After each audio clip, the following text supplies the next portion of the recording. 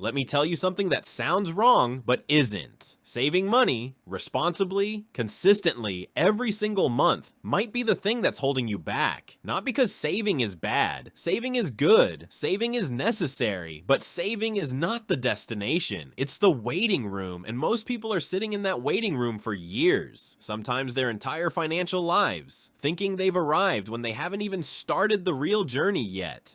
Here's the number that changes the conversation. You have $10,000 in a savings account. Your bank is paying you 0.5% interest. After a full year of that money sitting there, doing its responsible, stable, completely unhelpful thing, you've earned $50.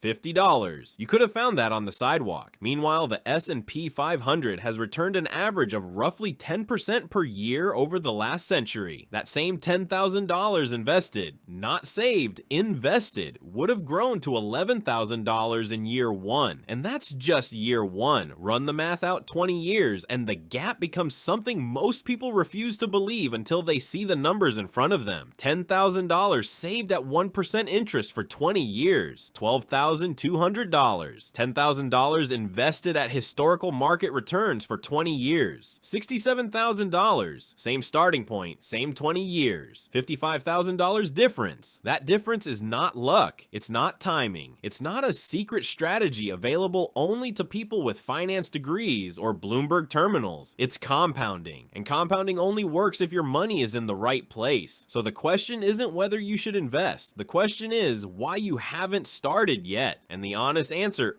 for most people, is one word: fear. Saving feels safe because savings accounts don't move. The number goes up slowly, predictably in a straight line. You can see it. You can trust it. It doesn't drop 8% on a Tuesday because some economic report came out that nobody fully understood. Investing moves, sometimes up, sometimes sharply down, and that volatility, that uncertainty, is enough to keep most people frozen in the waiting room indefinitely. But here's what that fear is actually costing you. Every year you stay in savings instead of investing is a year of compound growth you never get back. You can earn more money, you can work more hours, you can cut more expenses. You cannot buy back time in the market. That's the one thing that's gone forever. So here's exactly how you make the transition, step by step, without risking your financial security or doing anything that feels reckless. Step 1, make sure your emergency fund actually exists. Before a single dollar goes into an investment account, you need 3 to 6 months of essential expenses in cash. In a savings account, in a high yield account, wherever you keep money you might actually need. That fund stays liquid. It doesn't get invested. It doesn't chase returns. Its job is one thing: to make sure a job loss, a medical bill, or a car repair never forces you to sell your investments at the wrong time. Here's why this matters more than most people realize. The number one reason people panic sell investments and lock in losses, the number one reason isn't a bad market. It's an unexpected expense with no cash to cover it. The emergency fund doesn't just protect your finances, it protects your investments from your own psychology. Step 2, separate your money into two completely different buckets with two completely different jobs.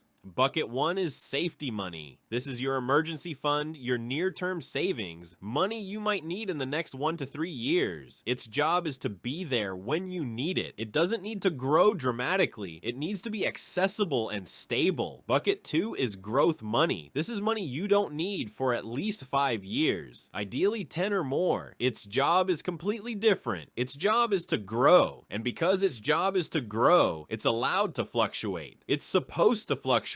Volatility isn't a flaw in growth money. It's the mechanism that produces the returns. The moment you separate these two buckets mentally and keep them separate in reality, the anxiety of investing drops dramatically. Your safety money isn't going anywhere. Your growth money is doing exactly what it's designed to do. Step 3, start smaller than you think you need to. The biggest misconception about investing is that it requires a meaningful amount of money to begin. It doesn't. Most brokerage platforms, Fidelity, Vanguard, Schwab, allow you to open an account and invest with as little as $1. Fractional shares exist. Index funds have no minimum at major brokerages. The point of starting small isn't the return. A 7% return on $200 is $14. That's not the point. The point is the habit, the account, the psychological reality of being someone who invests. Because here's what actually happens when you start. You watch your investment account. You feel the market move. You feel the discomfort of a down week, and you learn. But out through direct experience, not theory, that the discomfort passes, that the account recovers, that the volatility you feared is survivable. You cannot learn that from watching videos. You learn it by being in the market. Step 4. Keep the investment simple. Aggressively simple. This is where beginners derail themselves. They open a brokerage account, they start reading, and within 2 weeks they're considering day trading strategies, options contracts, cryptocurrency allocations, and sector rotations based on macroeconomic forecasts. None of that. Not yet. Possibly not ever. The investment that has outperformed the overwhelming majority of actively managed funds, hedge funds, and sophisticated strategies over the last 30 years is also the most boring one available. A low-cost index fund that tracks the total stock market or the S&P 500. You're not picking companies. You're buying a small piece of hundreds of companies simultaneously. When the economy grows, as it has over every meaningful long-term period in American history, your investment grows with it. Warren Buffett, the most famous investor in the world, a person whose entire career is built on stock selection, has repeatedly said that most investors would be better served by a simple S&P 500 index fund than by anything more complicated. If that's the answer for most people according to Warren Buffett, it's probably the right place to start. Step 5. Invest consistently and then stop watching. Here's what consistent investing actually looks like at a realistic number. $300 per month, invested automatically, not decided each month, automated into a total market index fund. 8% average annual return, which is a conservative long-term estimate. After 25 years, $285,000. Your actual contributions over that time, $90,000.